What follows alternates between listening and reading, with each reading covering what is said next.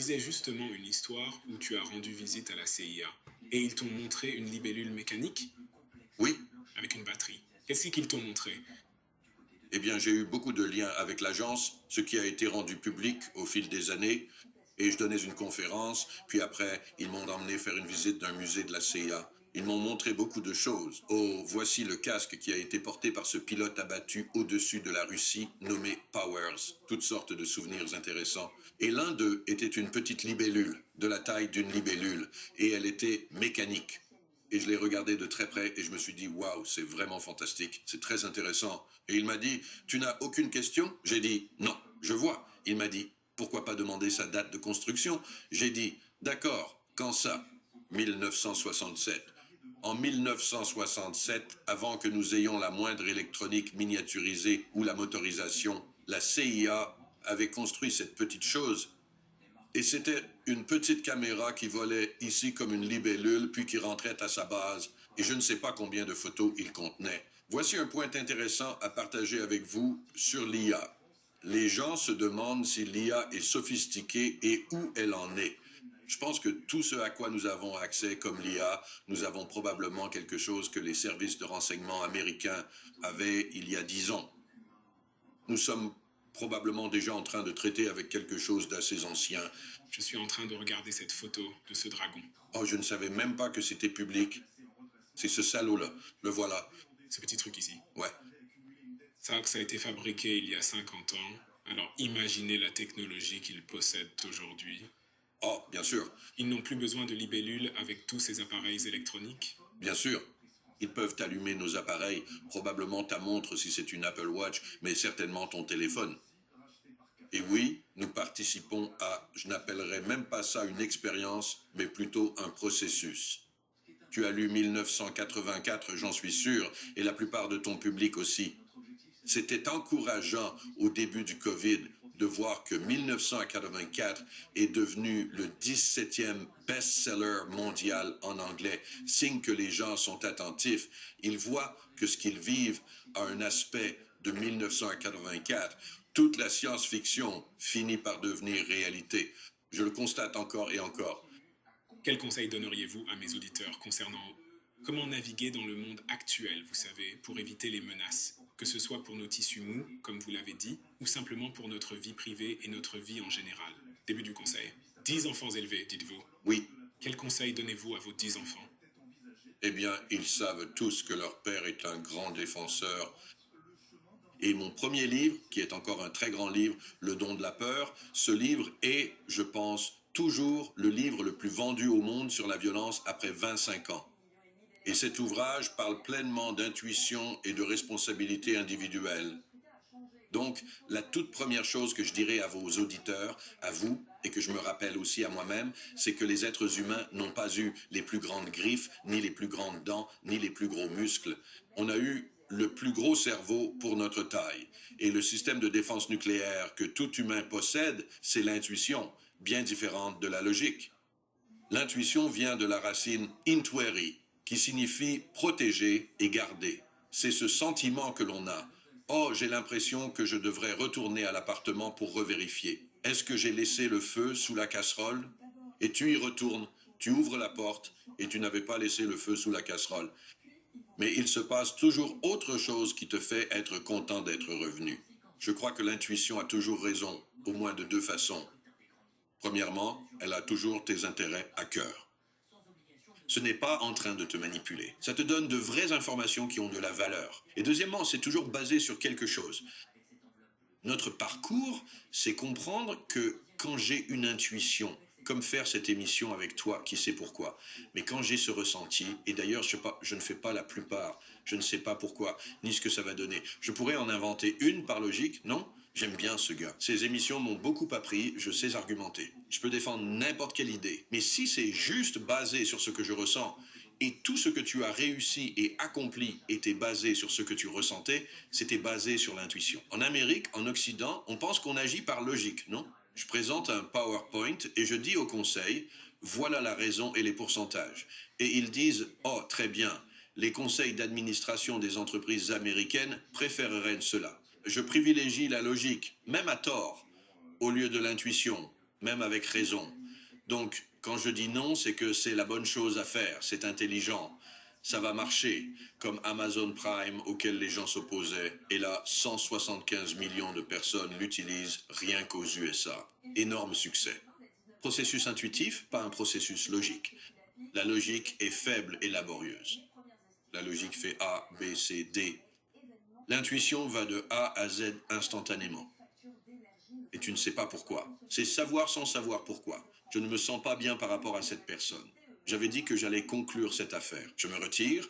J'avais dit que je viendrais à cet événement. J'appelle pour annuler. Annuler, c'est l'un de mes plaisirs. Je le recommande vivement. Je recommande d'annuler et de reporter à tous ceux que je connais. Vous n'êtes pas obligé de respecter vos plans. Vous avez fait un plan il y a 3 mois et vous ne savez pas qui vous serez. Ou si vous serez encore en vie dans 3 mois. Il n'y a rien de mal à annuler. J'arrête. Faites-le de manière impolie, d'ailleurs, mais juste pour conclure, vos spectateurs et auditeurs peuvent vraiment tomber amoureux de l'intuition et apprendre la façon dont vous communiquez avec vous-même. Il y a des signaux venant de l'intuition, la curiosité. Vous vous posez simplement une question, le soupçon. L'inquiétude peut même être un signal de l'intuition. Mais le plus grand, c'est la vraie peur. Quand vous ressentez une vraie peur, je n'ai pas envie de faire ça. Je voulais vous interroger là-dessus. J'ai rencontré Magnus Carlsen, probablement le meilleur joueur d'échecs au monde. Et je l'ai rencontré après avoir passé quelques temps au Cap, à écrire sur l'instinct et l'intuition, toutes ces choses-là. Et l'une des choses que j'ai apprises à travers mon écriture, c'est que dans de nombreux cas, lorsque quelqu'un a une intuition vraiment bien entraînée, sa première pensée est la bonne. Et en fait, si on leur laisse plus de temps pour réfléchir au problème, ils prennent une moins bonne décision. Quand j'ai rencontré Magnus Carlsen, le numéro 1 mondial, sur scène, je lui ai posé une question. Faites-vous confiance à votre intuition ou à la réflexion? Il a répondu. Mon intuition est presque toujours la bonne. En fait, j'ai passé le reste du temps à confirmer la première intuition que j'avais eue. Et en fait, je lui racontais une partie de balle aux prisonniers, où ils avaient demandé à des joueurs de balle aux prisonniers, des joueurs professionnels, de regarder une image figée d'une partie de balle aux prisonniers. Et il a demandé « Où lanceriez-vous la balle ?» Et lorsqu'on leur laissait peu de temps pour décider, ils prenaient une meilleure décision. En suivant leur intuition, ils décidaient mieux. Leur second essai était le bon. Si on leur donnait plus de temps, ils prenaient la pire décision. Et la sorte de mise en garde, je suppose que la question pour vous est la suivante. Il m'a semblé qu'il fallait presque entraîner l'intuition. Là où nous avons accumulé de l'expérience et le sens des schémas, l'intuition est clé. Mais dans d'autres domaines où on n'a pas entraîné ce muscle, on peut prendre de mauvaises décisions. Par exemple, la première fois que vous recrutez quelqu'un.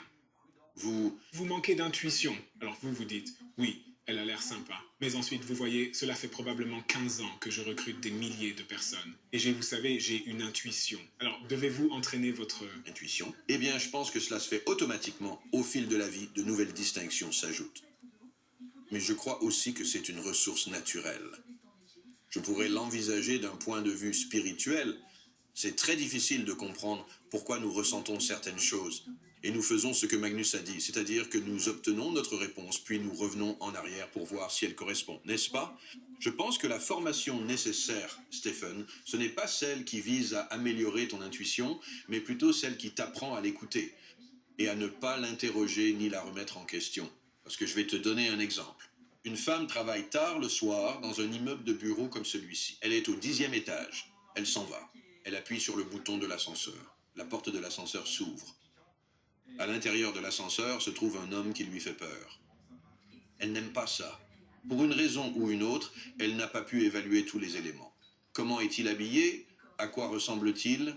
Qu'ai-je entendu il y a 3 semaines à propos d'un type avec une casquette bleue et un t-shirt? Elle n'a pas le temps. Sa première réaction a été immédiate. Qu'est-ce qu'elle fait, comme la plupart des femmes? Elles entrent dans une cabine en acier, insonorisée, avec quelqu'un dont elles ont peur. Et il n'y a pas un autre animal dans la nature qui ferait ça. Alors, pourquoi fait-elle cela? Parce qu'elle se dit « Oh, je ne veux pas qu'il pense que je suis raciste parce qu'il est hispanique, ou je ne veux pas être ce genre de personne, ou je ne veux pas que cette réalité soit vraie. » Alors je vais faire comme si ce n'était pas vrai, n'est-ce pas? Et ce que je dis, c'est « Laissez la porte se refermer devant lui. » Aucun problème. Si vous avez reçu le signal, c'est une décision à faible coût. Attendez l'ascenseur suivant, n'est-ce pas? C'est vraiment un problème à très faible coût. Il y a tellement d'exemples de ce genre dans mon travail, où j'ai interviewé des personnes qui avaient été victimes. Et à chaque fois, elles me disaient, je savais, en entrant dans ce parking souterrain, que c'était la même voiture que j'avais vue plus tôt. Je savais quand j'ai rencontré ce type, et ainsi de suite. En fait, il y a une femme qui m'a écrit la chose la plus belle. Je crois que c'est dans Le don de la peur, ou dans l'un des livres suivants, et elle disait qu'elle consultait son journal intime qu'elle avait tenu toute sa vie. Elle tenait un journal intime toute sa vie, et elle regardait. En le relisant, il était écrit rencontrer ce type, je me sens un peu mal à l'aise avec lui, pas très sûr. Je suis sorti avec lui, je l'ai épousé. Et puis ce qu'elle m'a écrit, c'est qu'elle disait encore et encore, je pouvais voir que c'était là dans mon journal. Écoutez ceci, la fin était déjà inscrite dans le début. Donc, pour revenir à votre question initiale sur comment être plus en sécurité, je vous encourage à écouter votre intuition, en sachant que sa fonction est de vous protéger. C'est ce qu'elle fait. En lisant votre travail sur l'intuition et votre point de vue, cela m'a fait penser aux personnes que je... Doit éliminer demain. En fait, j'ai, vous savez, cette petite sonnette d'alarme dans la tête, quand on a une petite intuition. Comme, je ne sais pas quelle est la réponse, mais je sens que quelque chose ne va pas. Et cette petite sonnette d'alarme dans ma tête, je me dis, alors qu'est-ce que je fais avec ça? Et je pense qu'il y avait un exemple en particulier. Je pensais à une situation où je ressentais cette petite vibration chez quelqu'un, que quelque chose clochait. Et puis, 3 mois plus tard, nous étions à cet événement et ils ont commencé à parler de leur enfance. Et en parlant de leur enfance, j'ai appris quelque chose sur leur mère et sur ce que leur mère leur faisait. Et ils en parlaient à quelqu'un d'autre de ce comportement que cela avait créé chez eux. Tout a soudainement pris sens. Cette chose qui me dérangeait, c'était ce qui rendait cette ambiance si étrange, je pense maintenant, venait d'un pan inconnu de leur enfance qui explique ce comportement qui peut mettre mal à l'aise. J'y pensais juste avant ton arrivée. Mon intuition me disait bien quelque chose sans que je sache quoi. Beaucoup ressentent ça. On sent bien que quelque chose ne va pas tout à fait chez quelqu'un et on l'interprète comme une chose alors qu'en fait c'est peut-être tout autre chose. Oui, il y a parfois une relation très claire, comme pour moi, et je parie que c'est pareil pour toi aussi. Il y a un lien direct entre certaines expériences d'enfance et ce que nous faisons finalement. Dans mon cas, un exemple très simple, c'est que il y avait de la peur. J'en suis donc venu à avoir une compréhension profonde de la peur, de ces deux facettes, ainsi qu'une certaine compassion et une certaine lucidité à son égard, et je l'ai ensuite étudiée. Il y avait de la violence dans mon enfance, et donc maintenant, c'est tellement loin. J'ai 71 ans. Mon enfance est donc si lointaine aujourd'hui qu'elle n'a plus d'emprise sur moi, comme ça a été le cas pendant une grande partie de ma vie où ce récit était très très important pour moi. Et le récit de mon enfance était important. Vas-y. Oui? Il faudrait donc sans doute donner aux gens le contexte de ton enfance. Oh, toi ou moi, je vais le faire. D'accord, très bien. Oui, mon enfance, bon sang. Je vais leur raconter. Donc oui, une période très difficile. Ma mère était héroïnomane. Elle était assez violente. Elle était très perturbée. Elle s'est suicidée à l'âge de 39 ans seulement. Et je n'avais que 16 ans à l'époque. Et ça a été une sorte d'échec pour moi parce que je considérais que c'était mon rôle de nous faire traverser ce drame vivant. Elle a tiré sur mon beau-père devant moi. Beaucoup de choses dans cette maison où nous vivions. Je crois que j'ai revu la maison il y a quelques mois d'ailleurs. Je pense qu'il y a 9 balles dans les murs et le sol de cette maison dont je peux rendre compte, elles y sont probablement encore. Et donc, si je vous décris cela sans émotion, c'est pour deux raisons. C'est la distance dans le temps, mais c'est surtout grâce au processus de guérison. Et je veux vous donner ma propre définition de la guérison dans ce contexte précis. Ma définition de la guérison, pour nous tous, c'est quand nous arrêtons enfin d'utiliser toute notre énergie pour gérer notre passé. Et cela nous donne toute notre énergie dans le moment présent. Qu'est-ce que gérer le passé avec son énergie? Si je répète à ma femme, ma mère a fait ça, donc je ressens ceci, comme j'ai pu le faire autrefois quand ces souvenirs étaient bien plus présents. Aujourd'hui, j'ai l'impression de ne plus utiliser aucune de mon énergie pour gérer le passé, le récit que je vous ai raconté. Toute cette série de drames s'est produite, et chaque fois que vous entendez parler d'un parent ou de quelqu'un dans la vie de quelqu'un qui se suicide, on pense souvent « Oh, quelle terrible expérience cela a dû être !» Quand on apprend un suicide, pensez plutôt « Quelles terribles épreuves ont dû mener cette personne à une telle extrémité ?» Et je veux vous dire très rapidement que j'ai eu quelques rêves dans lesquels ma mère apparaissait et qui étaient particulièrement puissants. Et je partage cela avec le public pour que vous sachiez que parfois, les expériences de rêve sont tout ce que vous aurez, n'est-ce pas? Ma mère étant morte quand j'avais 16 ans, je n'ai pu m'asseoir face à elle pour lui demander « À quoi pensais-tu en faisant ceci ou cela ?» Mais en rêve, elle m'est apparue et je lui ai demandé « Pourquoi as-tu été si cruel ?» Elle parut perplexe et me dit « Cruel envers toi ? Je te préparais à cette vie extraordinaire. » Et je pense que c'est vrai. Je pense que c'est ce qui s'est passé.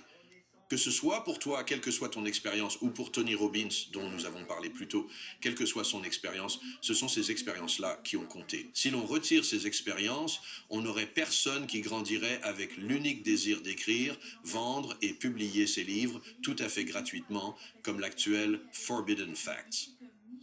Dans le but d'aider les gens à faire face à ces questions de scepticisme, de peur, etc., vous n'obtenez pas quelqu'un qui fait ce que je fais, où mon ambition a depuis longtemps disparu. Mon ambition d'avoir plus de quoi que ce soit, plus d'argent, plus de maison. Bon, pour les maisons, je pourrais encore craquer, mais maintenant, il s'agit de se mettre au service des autres. Pas toujours, mais c'était le service aux autres, car la vie publique t'inclut. Me donner un mauvais exemple est un service. Si tu me donnes un bon exemple, c'est un service plus agréable. Tu as peut-être un travail plus sympa, mais ça reste du service. Tout ce que nous pouvons observer des gens dans la vie publique et des gens dans notre vie privée, tout cela est du service. Tu sais, je me souviens qu'un ami m'a dit qu'il était rentré chez lui pour Thanksgiving et qu'il avait vu toute sa famille. Et il a dit qu'il avait appris à ne rester qu'une seule journée. Il dit que les ennuis commençaient le deuxième jour avec sa famille s'il restait. Il préfère désormais l'hôtel. J'ai demandé s'il restait à la maison, il a dit que oui. Non, jamais. Ne jamais rester à la maison. Parce qu'il y avait ce groupe de personnes. Mais ce qu'il m'a dit d'intéressant, c'est, il a dit, « Ah, tante Charlène, tu m'as appris à parler plus doucement parce que tu parles tellement fort. » Et il dit, « Oncle Carlo, tu m'as appris à être plus doux parce que, mec, tu es brutal dans tout ce que tu fais. Jeter les verres partout et la façon dont tu t'impliques. Papa, tu m'as appris à écouter les gens parce que tu n'as jamais écouté une seule putain de chose que j'ai dite, même aujourd'hui. N'est-ce pas une belle façon de voir les choses? Au fond, ce sont eux qui ont été les enseignants dans nos vies. Pour ma mère, à 100%. Je suis bien au-delà du pardon et tellement dans la gratitude pour les aspects qui étaient merveilleux. Et d'ailleurs, c'est une personne qui souffre, n'est-ce pas? C'est une personne, tu sais, pour qui les œuvres de charité et l'aide sociale existent. Tu sais, une femme avec 3 enfants, sans emploi et accro à l'héroïne, bon sang. Ce n'est pas un boulot facile. Et d'autres drogues aussi d'ailleurs, ce qui m'a aidé en grandissant à être sceptique envers l'industrie pharmaceutique. Parce que certains des comprimés qu'elle prenait, dont un appelé Doradin, ont maintenant été retirés du marché pour avoir causé quoi? La psychose, ce qui explique beaucoup de sa folie. Et donc tout cela, tu sais, enseigne que tout dépend de ce que tu en fais. C'est-à-dire que nous tous, personne ne s'en sort vivant. Tout le monde a une histoire à raconter. Et je me souviens d'un cas où j'ai surestimé ma propre capacité à prédire le comportement humain. Ce que je dis, tu sais, je le dis dans ces livres, on peut prédire le comportement humain, non? Pour venir ici, dans le trafic, j'ai dû prédire le comportement de milliers de personnes via les petits mouvements de gros objets métalliques. Tu connais ce type qui empiète sur ta voie et se ravise, celui-là, ne lui fais jamais confiance. Faut rester soit derrière, soit devant lui. On anticipe l'humain, mais j'ai surestimé la mienne. Je me prenais pour un expert en prédiction humaine car j'avais créé des systèmes d'intuition artificielle. Lors d'une réunion avec plusieurs personnes, prévue 5 minutes plus tard, j'ai réalisé mon erreur. Et quelques personnes réconfortaient une femme qui sanglotait vraiment au bout de la table. Je me demandais pourquoi elle était venue à la réunion si elle ne pouvait pas y assister. Je savais bien que c'était un problème avec mon petit ami, pas vrai? C'est pour ça qu'elle pleure. Et il la réconforte. La réunion commence et cette femme prend la parole en premier. Et elle dit, à travers ses larmes, « Je suis désolé, vous tous. Je ferai vraiment tout mon possible lors de la réunion. Mais comme beaucoup d'entre vous le savent, mon mari a tué mon fils de 12 ans il y a 4 jours. Donc, mon petit voyage dans la prédiction pleine de jugement était aussi faux qu'on peut l'être. Et cela a été une expérience très humiliante pour moi, parce que j'aurais écarté cette personne en un instant. C'est l'autre facette de la prédiction et de l'intuition, n'est-ce pas? On peut écarter des gens et les rejeter rapidement. Et donc, vous savez, quand on reçoit ce signal intuitif, avons-nous la responsabilité de le comprendre? Oui, on doit le comprendre. Combien de fois je me suis dit, quel connard celui-là? Je ne voulais plus lui parler. C'est moi qui y ai perdu. Parfois, ça aurait pu être la meilleure personne du monde. Parfois, ça aurait pu être une relation formidable. Et maintenant, j'applique la règle de George Harrison des Beatles, qui écrit ceci, qui écrit cette parole incroyable. C'est dans While My Guitar Gently Weeps, où il dit « Je vous regarde tous et je vois l'amour qui dort en vous ».